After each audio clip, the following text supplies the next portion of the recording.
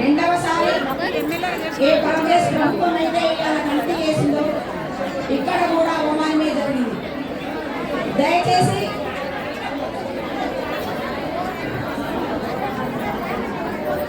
నిశ్శబ్దంగా ఉంటేనే మనం కొన్ని విషయాలు మాట్లాడుకుంటాము. ప్రభుత్వం సలహా అడుగుతా ఉన్నది కాబట్టి అవి మాత్రమే మనం చెప్పగలగాలి.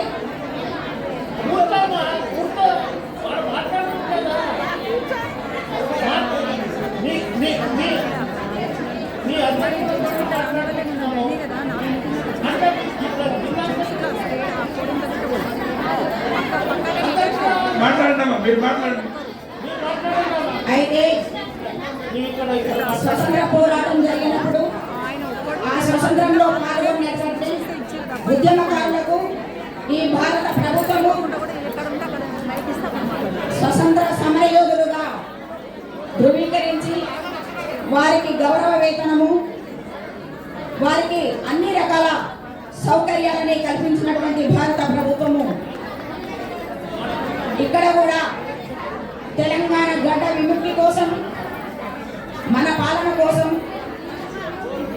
మన కోసం మనం చేసినటువంటి ఈ గడ్డ విముక్తిలో జరిగిన పోరాటంలో పాల్గొన్నటువంటి మహిళలందరినీ కూడా తెలంగాణ సమరయోధులుగా గుర్తించాలని చెప్పేసి నేను కమిటీకి సూచన చేస్తా ఉన్నాను.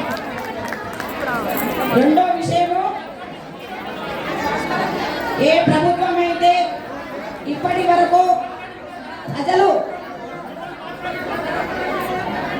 మహిళలు 51% మీరు పనిచేశారు, 49 మాత్రమే మేము చేశామని చెప్పేసి మన నాగులన్న ప్రకటించింది.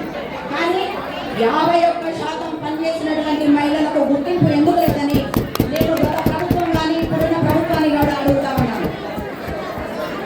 ఇక మూడో విషయము, ఏ ఉద్యమకారులైతే మహిళా ఉద్యమకారులు ఈ రాష్ట్రంలో ఉన్నటువంటి మహిళా ఉద్యమకారులు అందరికీ కూడా మనదిశలో పాల్గొన్నటువంటి సెకండ్ డేకి ఎక్స్టెన్షన్ మాట్లాడే వాళ్ళు మాట్లాడేటప్పుడు డిస్టర్బ్ చేయకండి దయచేసి. స్టేజ్ దగ్గరికి అన్ని సంఘాలు మాట్లాడిస్తున్నాం.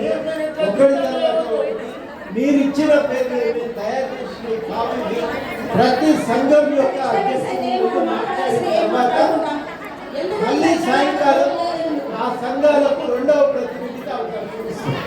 అయితే నేను ఇంకో విషయాలు కూడా కమిటీకి గుర్తు చేస్తున్నది ఏంటంటే, తెలంగాణ సాయుధ పోరాటంలో, మనదేశ పోరాటంలో మహిళల పాత్ర ప్రధానమైనది. ఈ విషయాన్ని పాఠ్య పుస్తకాలలో పొందుపరచాలని చెప్పేసి నేను కమిటీకి విజ్ఞప్తి చేస్తా ఉన్నాను. ఇంకోటి, ఇవాళ 250 గజాలు మీరు చెప్పిన విషయం మేము అడిగినది కాదు. 25,000 రూపాయలు మీరు చెప్పిన విషయం మేము అడిగినది కాదు. అయితే ఈ మహిళా ఉద్యమకారులను గౌరవించాలి.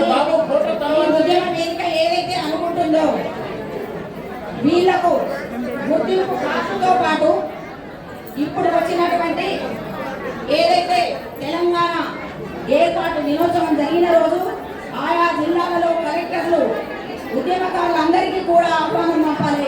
కలెక్టర్లు వాళ్ళని శాల్వాలతో సన్మానం చేయించాలి. అది మొత్తంగా ఫస్టే అది అమలు చేయాలి. ఎందుకంటే అది ఖర్చుతో కూడినది కాదు, ప్రభుత్వానికి అప్పు కాదు. నేను అన్నది ఇంకో విషయం చెప్తా ఉన్నాను. ఇక్కడ ఉన్నటువంటి మహిళలందరికీ కూడా హైదరాబాద్ నడు సెంటర్లోనే భూములు కేటాయించాలి. ఇల్లు మీరే కట్టించాలి. మా పిల్లలకు సంబంధించిన చదువులు కానీ, ఉద్యోగాలు కానీ, ఉద్యోగాలు, వైద్యము, చదువు మొత్తం కూడా మీరు బాధ్యత తీసుకోవాల్సిన అవసరం ఉన్నది. ఎందుకంటే 9 సంవత్సరాలు అణచివేతకు గురయ్యాం. 9 సంవత్సరాలు మాట్లాడలేని పరిస్థితి వచ్చింది. 9 సంవత్సరాలు ఇవాళ గడిలో ఉన్నాం, పరిపాలనలో బాధపడ్డాం. కాబట్టి నేను ఒకటే కోరుకుంటున్నాను, ఏదైతే మీరు ఏర్పాటు చేయాలనుకుంటున్నారో ఇక్కడ ఉన్న మహిళలందరికీ, ఉద్యమం చేసినటువంటి ప్రతి మహిళలకు ఈ హైదరాబాద్ నడిబొడ్డున మీరు ఇవ్వగలిగితేనే ఇవ్వండి. వద్దనుకుంటే మాకు ప్రాంతాలలో, జిల్లా సెంటర్లో, మండల సెంటర్లో, గ్రామ సెంటర్లలో మాత్రం మాకు ఆ భూములు వద్దని మేము చెప్పేస్తా ఉన్నాము. ఇల్లు కూడా మీరే కట్టియాలి. దయచేసి ఒకటే అన్నా, ఇవాళ 3 రోజులుగా మేము చూస్తా ఉన్నాము, మాట్లాడిన వాళ్ళనే మాట్లాడుతూ ఉన్నాము. ఉమ్మడి జిల్లాలో మాట్లాడినప్పుడు వాళ్ళే మాట్లాడారు, తర్వాత ప్రజా సంఘాలు మాట్లాడినప్పుడు వాళ్ళే మాట్లాడారు. మాట్లాడిన అనడం ఇక్కడికి వద్దు. నాకు ఒక్కటి ప్లీజ్ ఒక్కటి నాకు ఎగ్జాంపుల్ ఇచ్చి మాట్లాడి చెప్తే I will close this thing. మేము ప్రయత్నం చేసి ప్రతి ఓడితో ఇందామనుకున్నాం. ఇప్పుడు వచ్చి నాకు సెంటర్ అయ్యాలా, సుల్తాన్ రూపాయలు అయ్యాలా అది పట్టుకున్నాం. ఏది చెప్పినా మీరు ఎన్ని చెప్పినా వింటున్నాం. ఎందుకంటే ఇక్కడ కూర్చున్నాం.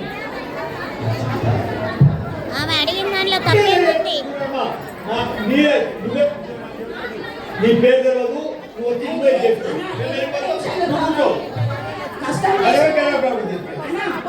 ఒకటి, నేను ఒక వికలాంగురాలిని. 2007లో తెలంగాణ ఆడబిడ్డల పాదయాత్ర చేసినాం. మున్సిపల్ నుండి హైదరాబాద్ వరకు. ఇక్కడ ఉన్నటువంటి మహిళలందరూ కూడా చదువుకునే వాళ్ళు, తిండి లేని వాళ్ళు. నేనేమంటున్నానంటే, తెలంగాణ వచ్చినాక పాలకులు వాళ్ళు రోగాలు మాకు వచ్చాయి కాబట్టి ఇక్కడ కూడా నేను చెప్పే పరిస్థితి లేదంటున్నారు. ఇవాళ 3 రోజులు ఎన్నిసార్లు చూపించినప్పుడు ఇవ్వలేని పరిస్థితి ఉంది. ఎంత బాధ అవుతుందన్నా చేసిన వాళ్ళని. తెలంగాణ ఎంత గొడవైంది, ఏం మాట్లాడినా ఏం చేయాలి మేము ఒకటే కోరుకుంటున్నామన్నా. నేను ప్రధానంగా కోదండరామన్నా ప్రధానంగా చెప్తున్నది మాత్రం హైదరాబాద్ సెంటర్లోనే మహిళలు కేటాయించాలి. ఇల్లు కూడా మీరే కట్టించాలి. ఎందుకంటే మేము చేయలేము, మేము చేసుకోలేము. ఎందుకంటే ఒంటరి మహిళలను పిల్లలు ఉన్నారు, పిల్లలు కూడా ఇబ్బంది చేసేది. వాళ్ళ చదువుల ఖర్చులు కానీ ఇవన్నీ కూడా ఇబ్బంది పడతాం. అవన్నీ మా ఊళ్ళో సదుపాయాలన్నీ ప్రభుత్వమే ఏర్పాటు చేయాలి.